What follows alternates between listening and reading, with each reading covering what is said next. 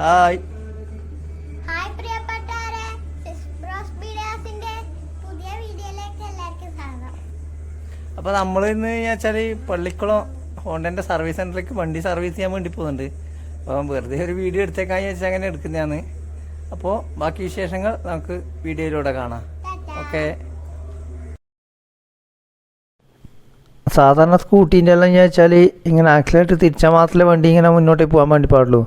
പക്ഷേ ഇതിപ്പം കണ്ട ഇതിൻ്റെ ഒരു കംപ്ലൈൻ്റാണ് ഇത്. കാരണം ആക്സിലേറ്റർ തിരിച്ച് വെച്ച് കൈ എടുത്താലും ഏത് രീതിയിൽ ഏത് പൊസിഷനിലാണെന്നോ തിരിച്ച് വെച്ച് ആ സ്പീഡിൽ അങ്ങനെ പോകും. പിന്നെ വീണ്ടും നമ്മൾ തിരിച്ച് ബാക്കോട്ടേക്ക് ആക്കി വെക്കണം ആക്സിലേറ്റർ. എന്നാൽ മാത്രമേ പിന്നെ വണ്ടി സ്ലോ ആവുള്ളൂ. ഇതിപ്പോൾ കുന്ന് കയറുന്നു എന്നിട്ടും കൂടി വണ്ടി ഇങ്ങനെ പോകുന്നുണ്ടാ. അതാണ് ഇതിൻ്റെ ഒരു കംപ്ലൈൻറ്റ്. ആരെങ്കിലും ഒറ്റക്കൈയിലൊന്നും വണ്ടി ഓടിക്കാൻ പാടില്ല. ഒന്നാമത് ഇത് ഈ ഒരു കാര്യം കാണിച്ചു തരാൻ വേണ്ടിയിട്ടും പിന്നെ വേറെ വണ്ടിയൊന്നും വരാത്തതുകൊണ്ടും പിന്നെ സ്പീഡ് കുറച്ച് പോകുന്നതുകൊണ്ടും മാത്രമാണ് ഒറ്റക്കൈയിൽ വണ്ടി ഓടിക്കുന്നത്. ആരും ഇങ്ങനെ വണ്ടി ഒറ്റക്കൈയിൽ ഓടിക്കാൻ വേണ്ടി പാടില്ല. ദൂരെ കാണുന്ന മഞ്ഞ പെയിൻ്റ് അടിച്ച വെയിറ്റ് ഷെഡ് എനിക്ക് പ്രത്യേകതരം ഒരു ബന്ധമുള്ള വെയിറ്റ് ഷെഡാണ്. കാരണം എൻ്റെ രണ്ടാമത്തെ നോവലായ കനൽപ്പാലങ്ങൾ എന്ന നോവലിൻ്റെ കഥ ആരംഭിക്കുന്നത് ഈ വെയിറ്റ് ഷെഡിൽ നിന്നാണ്.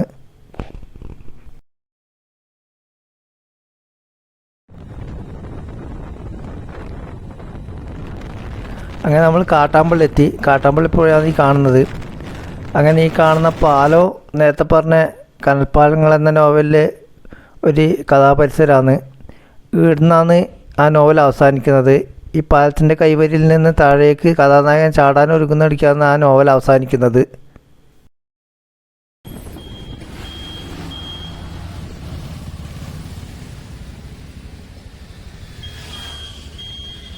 അങ്ങനെ നമ്മൾ ഹോണ്ടേൻ്റെ ഷോറൂമിൻ്റെ മുന്നിലെത്തി. പക്ഷെ മുറിച്ചടക്കാൻ ഭയങ്കര ബുദ്ധിമുട്ടാണ്. അങ്ങനെ ഇങ്ങനെ നല്ല ഒരുപാട് വണ്ടികൾ വന്നുകൊണ്ടിരിക്കുന്നുണ്ട്. അതുകൊണ്ട് അവിടെ സൈഡാക്കിയിട്ട് വണ്ടിയെല്ലാം ഒന്ന് ഒതുങ്ങി കിട്ടാൻ വേണ്ടിയിട്ട് കാത്തു നിൽക്കലാന്ന്. ഇതുപോലെ വന്നിട്ടുണ്ട് മോനെ.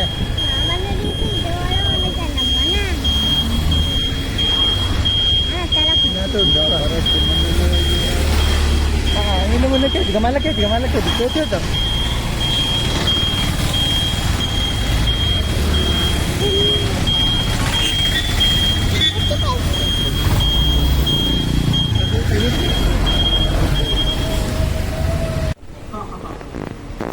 അങ്ങനെ നമ്മളിപ്പോൾ പള്ളിക്കുളം സർവീസ് സെൻറ്ററിലെത്തി. അപ്പോൾ ബച്ചൂട്ടൻ വണ്ടി അവിടെ പാർക്ക് ചെയ്യുന്നുണ്ട്. അതായത് സർവീസ് ചെയ്യാൻ വേണ്ടിയിട്ട് വണ്ടി പാർക്ക് ചെയ്യുന്ന സ്ഥലത്ത് പാർക്ക് ചെയ്യുന്നുണ്ട്. നമ്മളിപ്പം വരാൻ വേണ്ടി കുറച്ച് നേരം പോയി 9 മണിക്ക് വരാൻ വേണ്ടി പറഞ്ഞതായിരുന്നു. 12 മണി അങ്ങനായി. ഇനി അവർ സർവീസ് ചെയ്യുന്ന എൻ്റെ ആൾക്കാർ വന്നിട്ട് ഇവിടുന്ന് വണ്ടി എടുത്ത് ഗോഡൗണിലേക്ക്, അതായത് സർവീസ് ചെയ്യുന്ന സ്ഥലത്തേക്ക് കൊണ്ടുപോകാന്ന് ചെയ്യുക.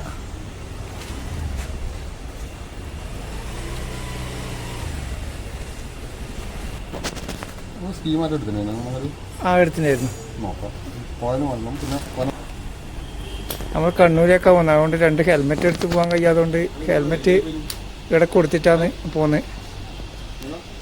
ആശിൻ്റെ ഹെൽമെറ്റ് വണ്ടിയിൽ തന്നെ വെക്കാൻ വിചാരിച്ച്. ബച്ചൂട്ട ഹെൽമെറ്റ് അങ്ങനെ വെക്കുന്നുണ്ട്. ആശി ഇങ്ങനെ നോക്കി നിൽക്കലാണ്. അങ്ങനെ വണ്ടിയും കൊടുത്ത് ഹെൽമെറ്റെല്ലാം വെച്ചിട്ട് കണ്ണൂരേക്ക് പോകാൻ വേണ്ടിയിട്ട് ഇങ്ങനെ നടക്കലാണ്. ഇനി ബസ്സിന് പോകണം കണ്ണൂർ. നമ്മൾ റോഡ് മുറിച്ചടക്കാൻ നോക്കലാണ്. എന്നാലും ആശിനെ എത്തിച്ചാന്നില്ല. കാരണം റോഡിൽ മുറിച്ചടക്കുമ്പോൾ കുട്ടികളെല്ലാം വീട്ടിൽ കയ്യിൽ വെക്കുന്നതിനാണ് നല്ലത്. ഭയങ്കരം വെയിലാണ്. രണ്ടാളും കൂടി കയ്യും പിടിച്ച് വെയിറ്റ് പോക്കാണ്. ബസ് കാത്തിക്കും ആണെങ്കിൽ ഒറ്റ ബസ്സും വരില്ല. കുറേ സമയം നമ്മളിവിടെ നിൽക്കുന്നത്.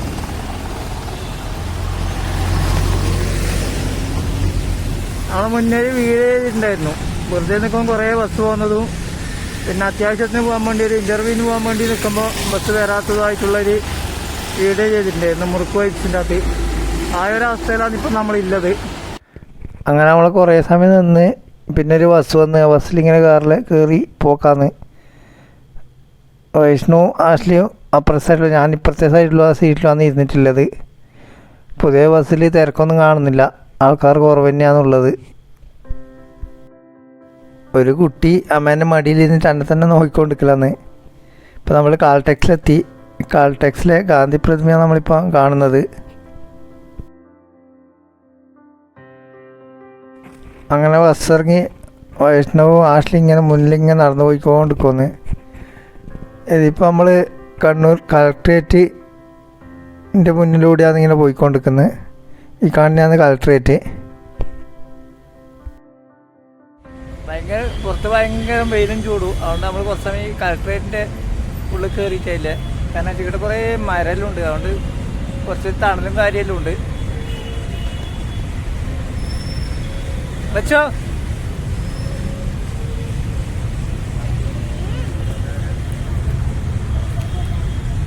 ഗാന്ധിജിൻ്റെ ഒരു പ്രതിമയുണ്ട് ഇവിടെ. മഹാഗണിൻ്റെ വലിയ മരമുണ്ട് ഇവിടെ, പടർന്ന് പന്തലിച്ച്.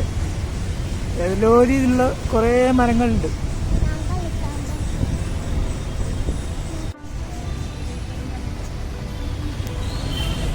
ആശി ഇവിടുന്ന് പാർക്കിൽ നിന്ന് ഇങ്ങനെ കളിക്കലാണ് കളക്ടറിൻ്റെ ഉള്ളിൽ നിന്ന്.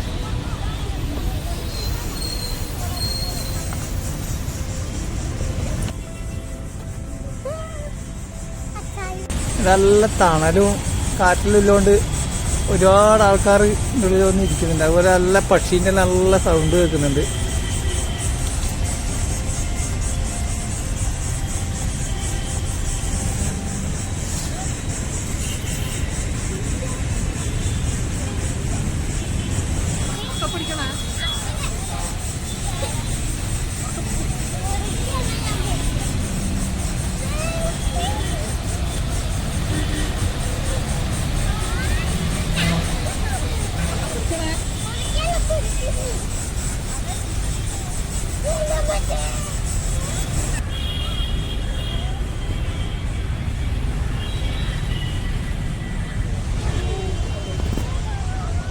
DTPCൻ്റെ നേതൃത്വത്തിലാണ് ഇത് പാർക്കുള്ളത്.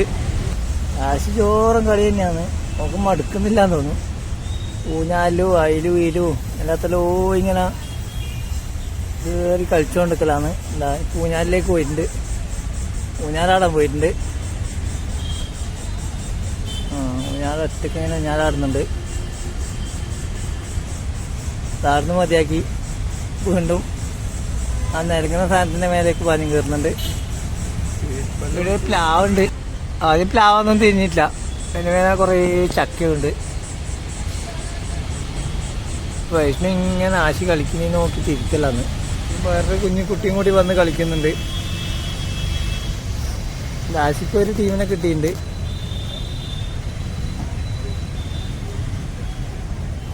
ഒരു പ്രത്യേകത തോന്നുന്നൊരു മരകിടിയുണ്ട്. ഏതാ മരം എന്നറിയില്ല. ഒന്നാമത് നമുക്ക് വൈകുന്നേരം അതിന് വണ്ടി കിട്ടും. പിന്നെ വീട്ടിൽ പോയിട്ട് രണ്ടാമതും പേരുണ്ടോണ്ട് നമ്മളിപ്പം കണ്ണൂർ നേരം കൂടാൻ വേണ്ടിയിട്ട് ഇവിടെ വന്നിട്ടുള്ളത്. നടന്നോ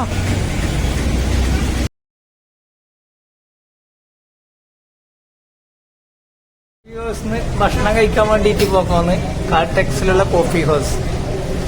ഇപ്പം 2 കുട്ടികൾ വന്നിട്ട് ജോറായിട്ട് ആടിക്കളിക്കുന്നുണ്ട്. 2 കുട്ടികളാണ് മറ്റേ തറയമ്മൽ ഇരുന്നിട്ടുണ്ട് മരത്തിന്റെ കീഴില്.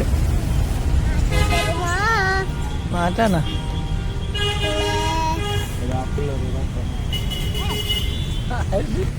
ആശി ജോറായിട്ട് ആട്ടുന്നുണ്ട്.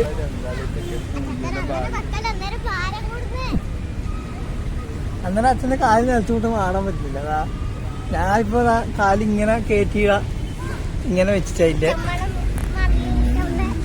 ചമ്മണം പാട് ചെയ്തിട്ടതിന്റെ ഉഷാറിലാടുന്നുണ്ട്. നമ്മൾ രണ്ടാളിപ്പോ കാലിതാ വൈഷ്ണുവിന്റെ കാലിങ്ങനെ കയറ്റിട്ടില്ലേ. ഞാൻ ഇതാ ചമ്മണം പറഞ്ഞിട്ടില്ലത്.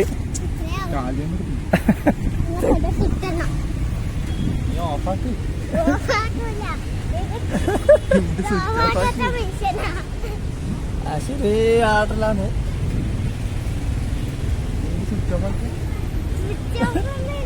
നമ്മൾ വിചാരിക്കുന്ന പോലെ ആശിക്ക് ഉഷാറുണ്ട്. നാളെ ആശുപത്രി പനി പിടിച്ചിട്ട് പിന്നെ ടോക്കൺ ബുക്ക് ചെയ്യാൻ പറ്റുന്ന സന്തോഷാട്ടനോട്.